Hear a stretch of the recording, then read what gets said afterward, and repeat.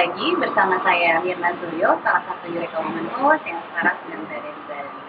Nah, kali ini saya berada di Art Hotel Sanur, di mana saya akan mewawancara salah seorang fashion designer yang pasti bajunya sudah nggak asing lagi buat kalian yang dinamis dan punya banyak kesibukan, karena memang baju-bajunya sangat mendukung pergerakan kita-kita yang menangis.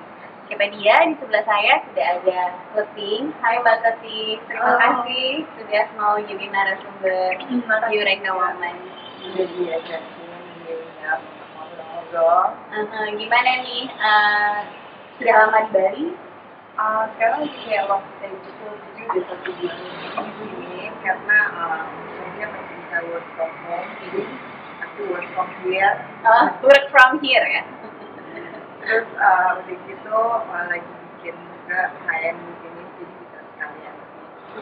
Dan kayaknya lebih jauh nih dari orang-orang, maksudnya kita nggak kemana-mana aja udah menyenangkan. Oh, jadi ke Bali ini juga karena ada tadi kain yang konsep kain yang mau dibuat gitu ya? Iya. Oke. Nah, mungkin buat Eureka Women Ladies yang mungkin belum terlalu tahu tentang Clay the Label, bisa dijelasin nggak Mbak Gating kenapa mendirikan Clay the Label itu? Jadi kalau label itu namanya Clay. Terus itu udah ada sejak tahun 2009. Pertama waktu bikin itu karena emang masih nggak banyak brand-brand lokal yang bikin baju-baju casual, terus yang juga approachable, terus bisa dipakai kemana-mana, terus udah gitu gampang dipakai, terus bisa ke semua perempuan yang mau pakai. Jadi lalu setting up the trend masa itu tahun 2009, terus sampai sekarang making collection, making other collection juga. Aku tuh inget banget, aku punya salah satu Clay ya, baju Clay itu yang kaos, tapi unik banget deh Eureka Women Ladies. Kaos ini di depan tuh kaos begini, tapi di belakang tuh panjang banget ya. Itu unik sih gitu, dan memang waktu itu pembeli juga ini kok kayak berbeda dari yang lain gitu. Memang stylenya Clay itu seperti itu ya?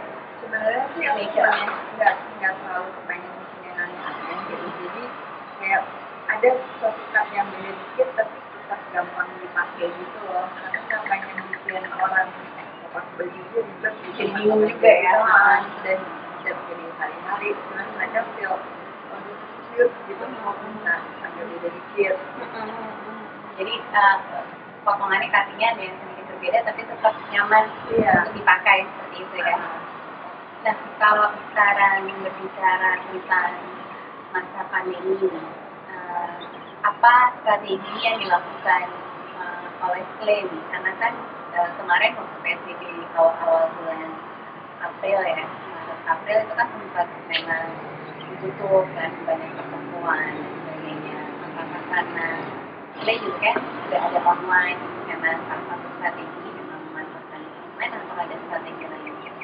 Jadi sebenarnya aku tuh bulan Maret 2020 tuh baru launch collection. Biasanya setiap baru launch itu kita selalu bikin pop-up party, pop-up store gitu. Jadi untuk dari launching langsung direct selling, terus udah gitu barangnya habis baru kita reproduce buat yang online-nya.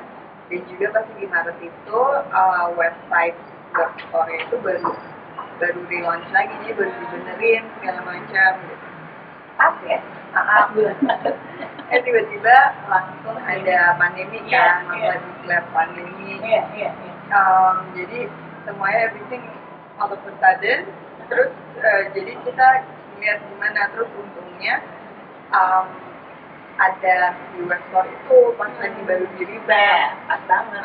Terus akhirnya kita masuk ke semua e-commerce platform. Jadi caranya tuh gimana kita memudahkan pembeli untuk belanja gitu. Misalkan si A bisa belanja di Lazada, oh ya bisa, tinggal buka. Jadi bisa biasa belajar di Tokopedia gitu, oh ya bisa gitu, jadi C lebih suka di website bisa gitu, jadi banyak I opsi was trying to online. like make everything easy Aha. buat membelinya gitu. Oke, jadi ada di marketplace juga ya? Tapi itu caranya juga ternyata beda, kita harus kayak apa namanya market in a different way juga gitu, karena kan aku kebiasaan bikin pop-up store, sold out, macam jadi behaviornya beda ya? Behaviornya beda, jadi kemarin tahun 2020 tuh mempelajari banget gimana caranya supaya sellingnya itu bisa lebih jalan dengan baik juga. Terus memang sih nggak sebagus pada saat in normal days gitu. Dari pandemi ya? Dari tahun 2020 tuh biasanya aku bikin 4 koleksi, tahun 2020 aku cuma bikin 1 koleksi. Oke. Karena kan 4 bulan, 5 bulan kayak sama kan orang juga nggak spending kan, mereka nggak tahu masih belum tahu gimana gitu, jadi mereka nggak spending, mereka spending more into food. Iya. Jadi there are a lot of things that we're doing gitu untuk apa namanya keep the ball rolling gitu. Terus akhirnya kita juga diajakin bikin project untuk bikin teater, so we all the clothes gitu, teman bikin teater geriatrik namanya, tapi semuanya jadi formatnya teater, tapi produksinya itu pakai kayak produksi film gitu, jadi sama sutradaranya pengarang pagelaran ini itu Mianjo, tapi juga ada sutradara filmnya itu Mbak Bona, terus kameramen segala macam DOP itu serius gitu Mas Unai, jadi bukan sesuatu pagelaran tapi lewat digital. Oke, jadi teater tapi virtual juga ya? Sebenarnya nggak virtual sih, aku bilangnya kayak film teater dan oke, film teater. Kalau virtual kan kayak live gitu kan, Iya.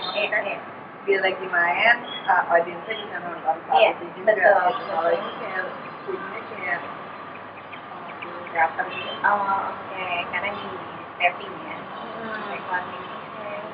Jadi itu salah satunya. Oke. Bersama juga untuk kurasi virtual internasional itu sama tahun beberapa bulan itu jadi semua brand yang mau dimajuin atau dimasukin untuk dipromo di festival internasional, itu kerjaannya sama bank-bank BUMN gitu, sama kementerian gitu. Jadi mungkin nggak jahitan nggak sebanyak tahun-tahun sebelumnya gitu, tapi in a way you can transfer your creativity into a lot of other projects. That's good. Jadi biarpun memang berdampak secara langsung ya ke penjualan, tapi ada cara lain untuk mengembangkan kreativitas ya. Iya. Sebenarnya ya semacam pivot juga kan akhirnya teater. Nah, sebenarnya kalau clothing ini kan juga ya tadi kan mensurasi ya, kayaknya banyak juga mensurasi hasil UMKM gitu ya. Gimana pendapat clothing untuk agar UMKM ini bisa bertahan di masa pandemi? Bagian mereka secara modal juga mungkin akses terbatas ya. Kalau aku bilang sih mereka permodalannya juga 11-12 lah sama kita sebenarnya, sama-sama aja mau brand gitu. They start dari small, kita juga start dari small gitu. Terus kadang-kadang orang tuh bingung, kalian kan nggak UMKM local brand kita. Sebenarnya kita UMKM, hanya kita nggak daftar ke bank-bank itu untuk daerah permodalan atau akses aja gitu. Jadi sebenarnya lebih berat local brand sih, karena we're putting everything that we have gitu. Financially independent ya. Tapi sebenarnya kalau dari produk-produk UMKM sendiri itu sebenarnya begitu banget. Oke. Kayak artisannya mereka keren gitu, cuman mungkin sometimes in design sama di packagingnya itu tuh banyak yang diatur, sama kayak eksportannya tuh agak suka sama gitu. Jadi kemarin tuh dari 100% yang nyangkut kira-kira cuma 50% atau 40% gitu yang bisa kita hitung di barang. Karena kan kita sebagai inspirasi itu perlu untuk barangnya, terus perlu mereka untuk isi form untuk ini dong ada promosinya apa macam. Tapi kadang-kadang apa ya beda tokannya tuh kayak nggak cepat gitu. Tapi banyak juga yang emang udah siap barangnya keren-keren dan udah udah sih lebih keren daripada local brand juga banyak. Jadi sebenarnya ini tuh promote the more aja sih untuk untuk di ajang persilatan ini. Aku sih udah keren-keren sih. Cuman memang itu tadi ya, mungkin beberapa UKM itu belum siap dalam kapasitas produksi mungkin ya, atau mekanisme juga sih. Ini udah ada yang barangnya udah bagus banget di konten, masa nggak nyautnya lama, jadi mungkin kayak langsung very responsive, tapi I'm not talking dan semuanya kayak gitu. Iya.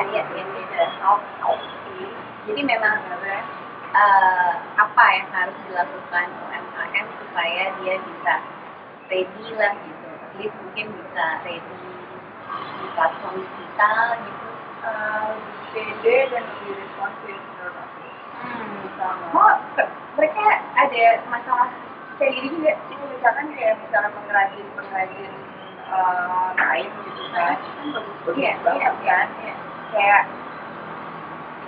mau kemana juga kalau misalkan nggak punya talent itu atau heritage itu nggak akan dapet ya. Gitu. Tapi kayak aduh banget ini coba kita enggak ini kan cuma gitu aja. Kayak tapi kan as a business owner atau as an artist kan harusnya okay, this is my family heirloom, for berapa tahun nggak ada orang lain mau keluarga kami gitu, atau kecuali dari kami, like owning the right of the design itself tuh mereka suka malu-malu. Jadi itu yang dimaksudkan consumer ini ya, self confidence-nya belum ada ya. Itu kayak kadang-kadang merendah gitu ya, padahal itu udah bagus banget. Orang Indonesia kali kan merendah.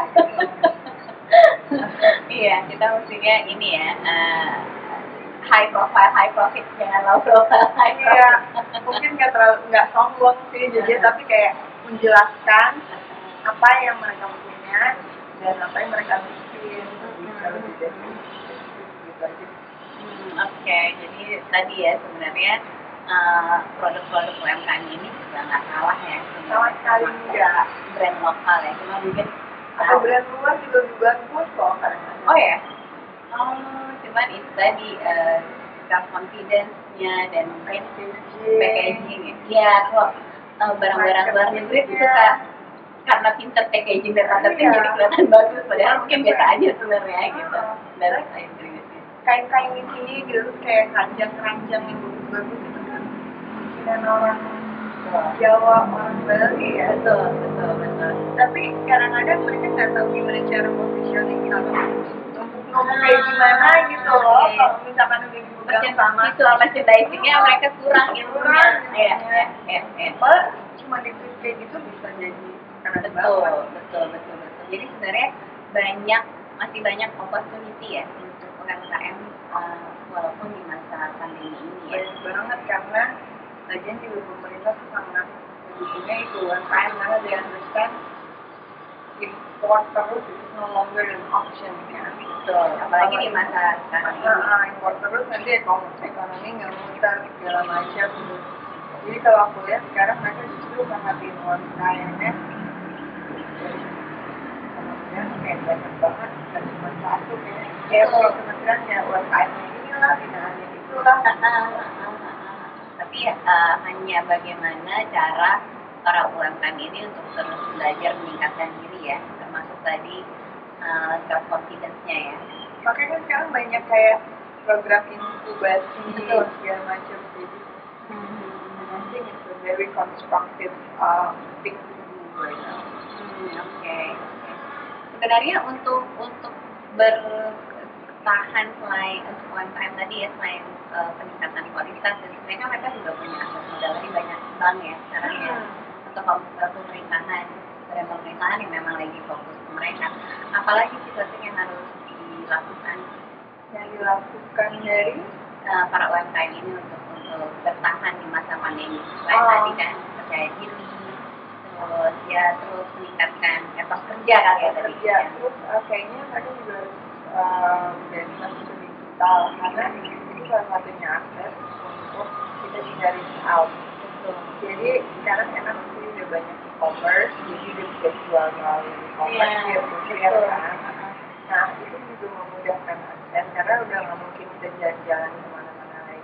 Benar. Jadi it's very helpful kalau setiap brand itu punya akses digitalnya. Sama kayak tingkatkan kolaborasi gitu karena misalkan aku kemarin pilih Lubek Tenun Handmade dari Jogja untuk bikin hujan gitu. Terus gitu sekarang nih lagi print tapi printnya sablon tangan dengan bahan yang pattern yang bagus. Adanya di Bali itu juga kasih bikin bikin dress, bikin meja, bikin apa gitu. Jadi kayak misalkan kayak orang-orang kayak shopping gitu, kita nggak punya akses ya, kita nggak punya expertise untuk membuat print atau membuat tenun atau membuat apa gitu, tapi what we need adalah sources gitu. Bisa mungkin sih go to pengusaha rumahan yang kualitasnya bagus gitu, terus instead of going to bigger industries gitu, jadi kita juga bisa menyambung nyawa mereka, dan karena ada hasil karya dari mereka juga bisa menyambung nyawa dari brand kita sendiri gitu. Jadi it's a mutual collaboration gitu. Karena biasanya kalau misalnya orang bisa bikin kain atau orang bisa bikin anyang, tenun, sablon, mereka itu hanya provide dari raw materialnya, bahannya aja.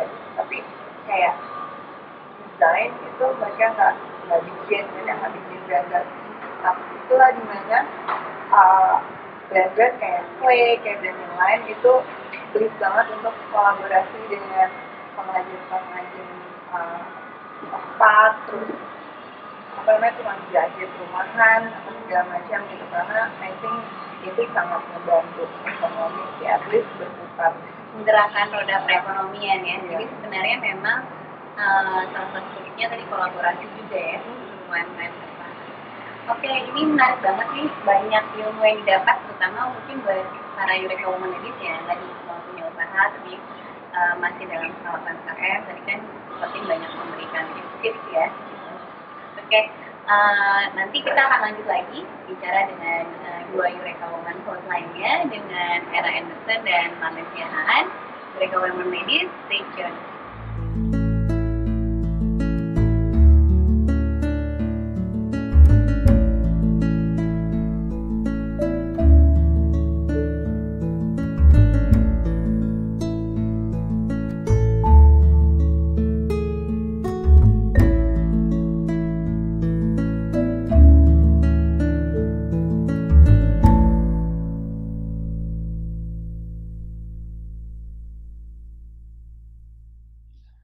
Nah, Eureka Women Ladies, saya sudah bersama dua Eureka Women host lainnya, yaitu Era Anderson dan Marlin Siahaan. Hai Era, hai Marlin. Hai Mir, hai Yud. Hai Mirna, hai Era. Wah, ketemu lagi kita. Ini di sebelah saya, kita kebetulan ada di hotel Art Hotel Sanur. Nah, enak banget lu Mir. Banyak art. Nice. Karena desainer. Nah, tadi sama Kati udah bertanya tentang bisnisnya label Clay dan juga tentang UMKM. Nah, mungkin Era sama Marlin mau tanya tentang usaha clothing lainnya atau hobinya, atau dia kan juga pecinta alam juga nih, gitu. Jadi banyak aspek yang menarik Wow. tentang clothing untuk diketahui Eureka Woman Ladies. Dan pastinya menginspirasi. Yuk silakan Marlin atau Era kalau mau bertanya. Gue duluan ya. Hai Kleting, apa kabar? Baik, apa kabar Mbak? Baik. Gimana di Bali? Menyenangkan, always nice. Jadi kangen ke Bali. Gini, kalau dari aku nih pertanyaannya, selain punya clothing brand, terus mendirikan komunitas Plastic Hacker Club ini, Kleting kan juga mengelola pondok tinggal yang merupakan Usaha keluarga ya? Usaha keluarga ya? ya. Nah, terus yang mana di masa pandemi ini kan pariwisata sedang lesu gitu kan. Apa sih tantangan yang dihadapi oleh Kleting, terus apa yang dilakukan oleh Kleting dalam menangani pariwisata yang sedang lesu ini? Jadi ini kan hotel itu udah 30 tahun. Jadi ini adalah perusahaan keluarga yang udah dari ada tahun 87 kira-kira. Lalu tahun ini kami bukan tahun ini, tahun 2019 akhir, 2019 pertengahan gitu, we are renovating. Jadi ada beberapa aspek yang diremajakan gitu. Jadi kita bikin gedung baru, terus kita bikin kamar-kamar baru, segala macam.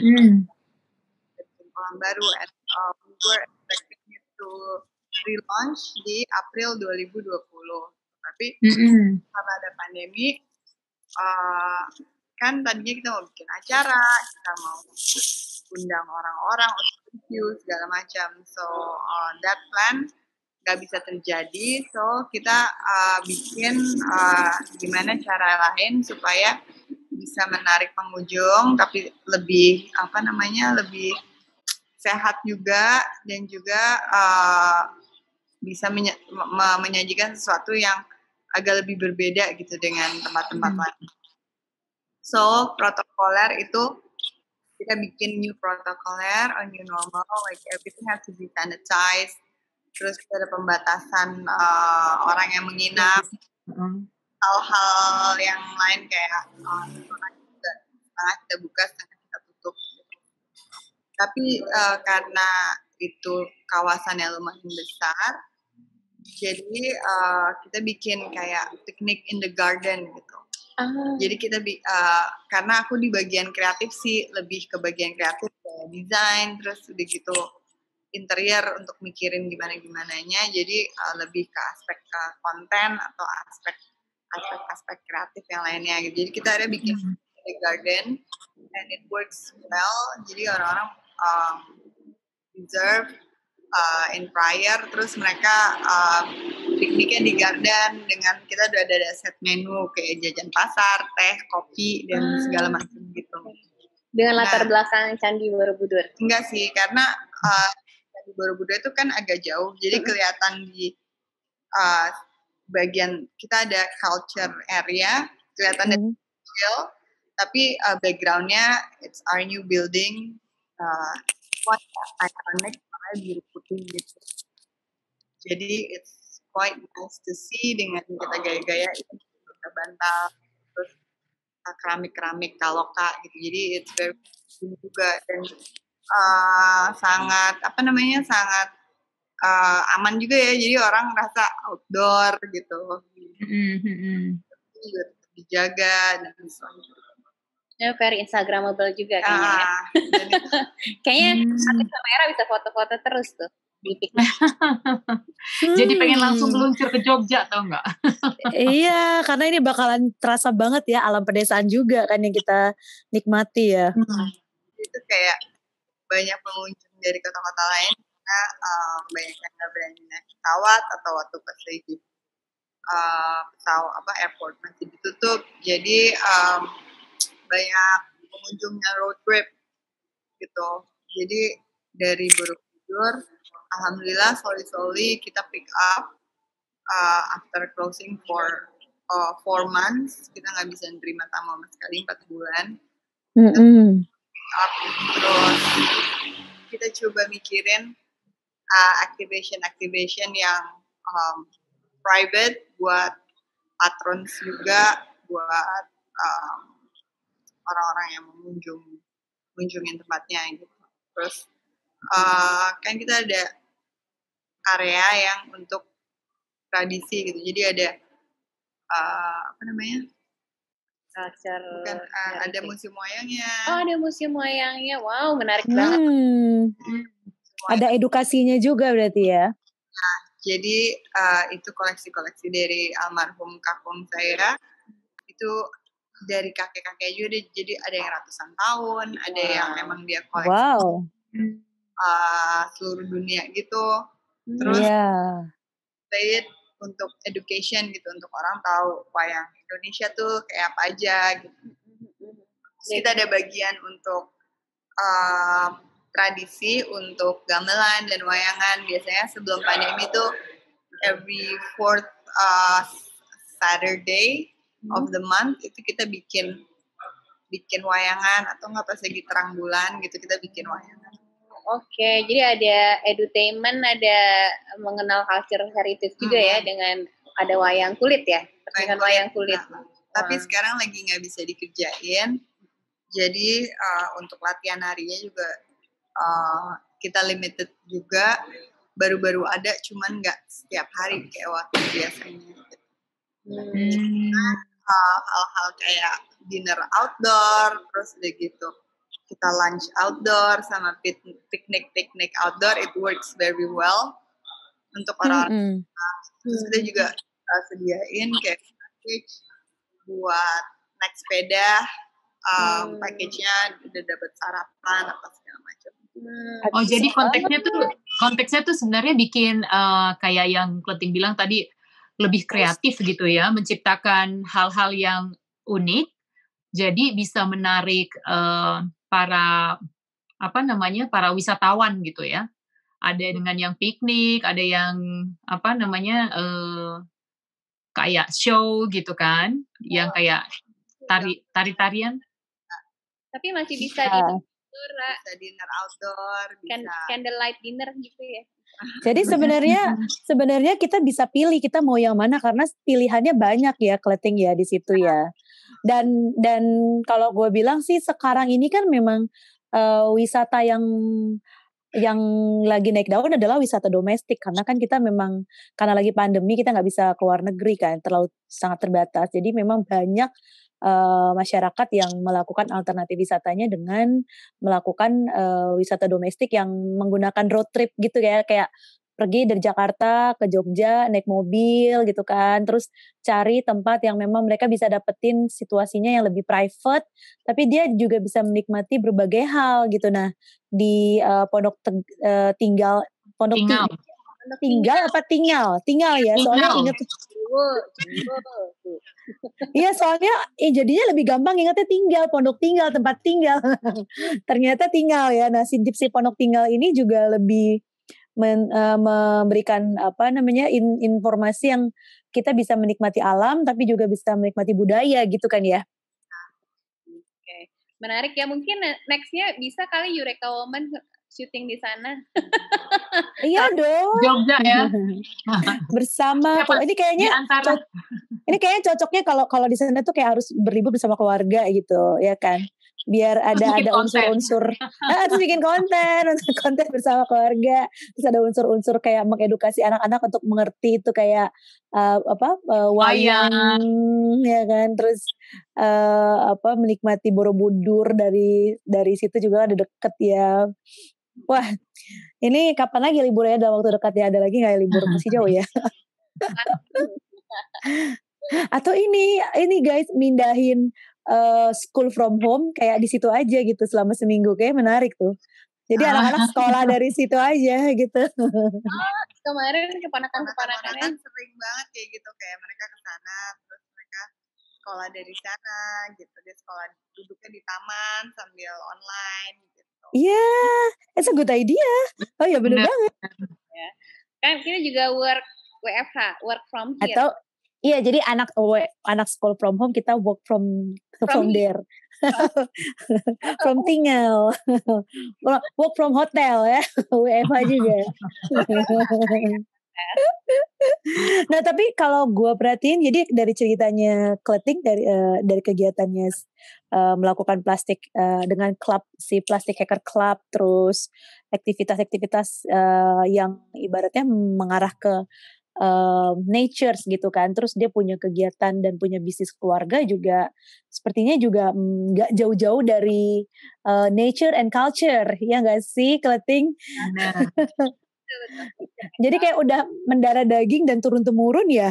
Ya, iya banget sih. Jadi emang dari kecil diajarin untuk respect alamnya gitu, terus untuk belajar budaya juga khususnya sih budaya Jawa ya, karena rootsnya kan jadi diusahakan untuk mengenal terus untuk terjun kayak main di luar, gitu, main di laut, main di alam lah lebih. Ngalam banget pokoknya ya intinya ya. Anak pantai, anak gunung, wah pokoknya dimanapun ya yang sifatnya alam terbuka itu kamu pasti suka banget dong ya. Termasuk kayaknya nih gue lihat di sosial media postingan kamu nih suka banget diving ya Say? Sampai ada komunitasnya juga atau gimana nih? Boleh diceritain juga nih seputar perdivingan kamu nih? Aku paling aku baru mulai itu tahun 95 itu masih SMP sih. Jadi dari kecil sama keluarga itu udah diajak bareng terus belajar dari kecil. Terus akhirnya sampai sekarang kita sering aku sering trip ke timur atau kemana gitu untuk nyobain spot-spot baru. Paling pengen ke Amet di Jalbar.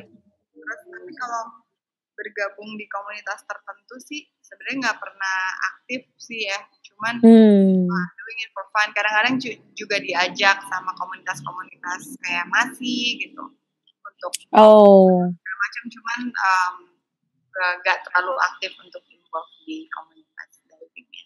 Tapi udah diving kemana aja Kleting? Udah pantai agak udah di mana aja nih? Maluku, terus Sulawesi. Wow, Maluku tuh berarti ke Banda Neira itu ya? Kamu udah ke situ ya? Ambon, Ora, terus apa lagi? Raja Ampat. Raja Ampat di Papua. Ya, maksudnya udah ke sana nggak gitu loh? Aku tahu itu di Papua, cuman udah ke sana apa gimana? Belum, ke Raja Ampat belum. Jadi nggak tahu sampai nanti ke PNK Alor dulu. Jadi sebenarnya Indonesia banyak tempat-tempat diving yang bagus ya. Banyak banget. Iya, soalnya aku dengernya dari teman-teman yang suka diving tuh rata-rata mereka cinta banget diving tuh di Indonesia gitu loh, karena tempatnya bagus-bagus banget. Jadi kayak heavenly place for diver gitu gak sih? Kalau misalnya di internasional gitu kan Bunaken tuh kan tenar banget.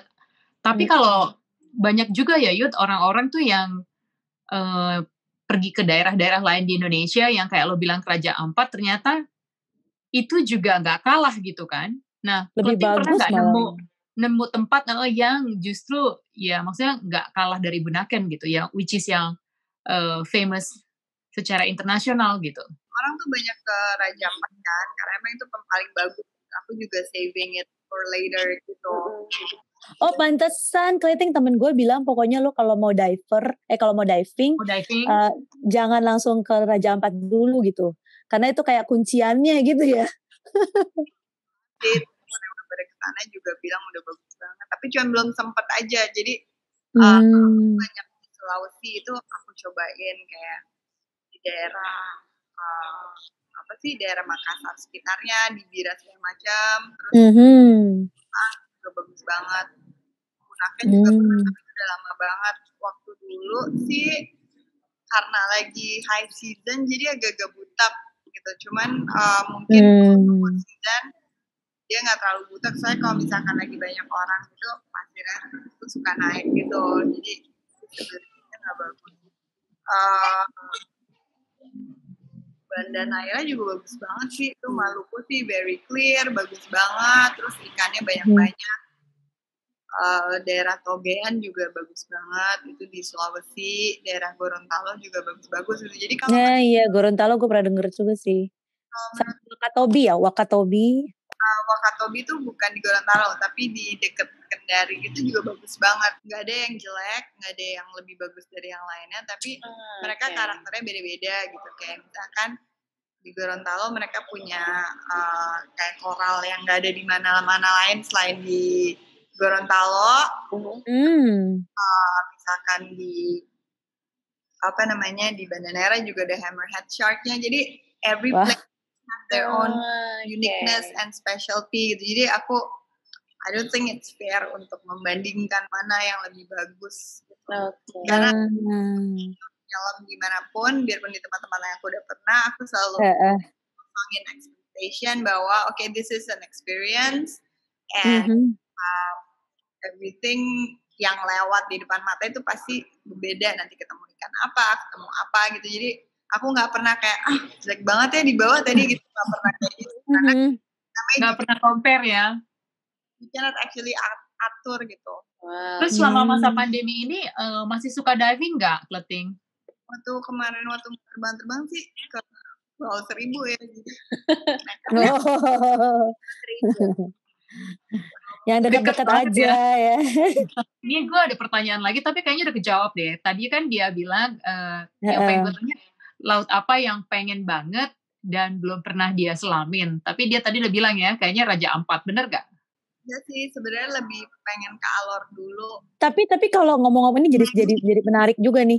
Ini kan udah ngomongin lokasi diving di dalam negeri ya di Indonesia.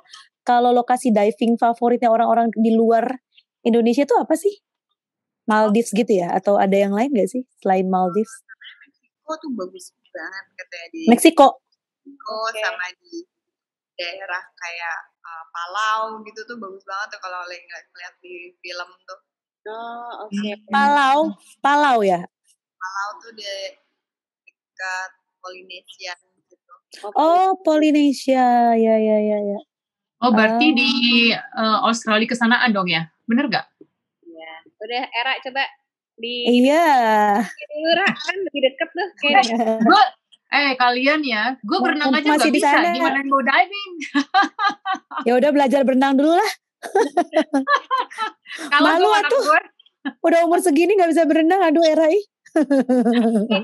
Mau ada pertanyaan terakhir nggak nih gitu, karena waktu terbatas, dan sebenarnya tadi kita udah banyak dapat cerita ya dari Kleting tentang itu tadi nature gitu kan, culture, gimana dia juga berpartisipasi dan juga hobinya diving gitu kan, selain memang bisnisnya sendiri. Ada pertanyaan terakhir nggak mungkin buat Eureka Woman Ladies mungkin? Mungkin lebih ke ini aja kali ya, kan secara kita Eureka Woman adalah komunitas dari perempuan-perempuan Indonesia yang kita saling mengempower satu sama lain gitu kan ya, Kleting. Jadi dari setiap kita diskusi ataupun dapatkan banyak sharing dari narasumber kita tuh kita selalu pengen banget dapetin juga great message gitu dari narasumber kita gitu, termasuk dari Kleting di sini untuk Eureka Woman lovers yang selalu mendengarkan atau menonton YouTube channel kita gitu loh. Apa sih yang bisa disampaikan mengenai anything ya, apakah itu terkait dengan alam atau something ya, you can share and then you can inspire other women in Indonesia gitu. Mungkin kali gitu ya. Apa Era ada lagi mungkin yang mau ditambahin? Enggak, bener sih yang kayak lo bilang, yang bisa yang bisa inspire, motivasi gitu, baik dari segi tadi usahanya, atau dari segi culture, atau mungkin dari segi dari segi hobi gitu. Ada nggak gimana Sophie? Mungkin setiap mau membuat sesuatu gitu ya, harus dilakukan secara sungguh-sungguh gitu, bukan karena lagi trending gitu, atau karena keren, atau karena lagi kayaknya gue lagi suka ini nih gitu, terus bikin sesuatu gitu. Jadi kalau misalkan mau memulai untuk membuat usaha atau menyalurkan kreativitas itu harus sungguh-sungguh. Kedua itu konsistensi itu penting sekali. Terus ketiga harus memikirkan circular aspeknya. Jadi kayak dari aspek alam, dari aspek waste, kerjanya juga gitu. Jadi everything has to be think circular, secara sirkular. Iya, benar banget ya. Kadang kan kita cuma mikir cuan-cuannya aja ya. Bikin usaha. Gue bingung, jangan mikir cuan mulu. Iya, mau cari usaha yang cepat dapat cuan, gak mikirin alamnya nanti pengaruhnya sejauh mana, apakah merusak alam dan sebagainya, ya kan itu juga penting ya. Thank you banget loh Kleting, ini mengingatkan kita juga di sini bahwa alam itu adalah tempat kita hidup kan, tempat kita untuk bertumbuh dan bernafas, jadi harus kita jaga juga ya kan. Especially for our next generation, is that right? Yes, correct. Thank you, Kleting. Sampai ketemu lagi. Bye. Yeah. Bye semuanya. Bye. Bye.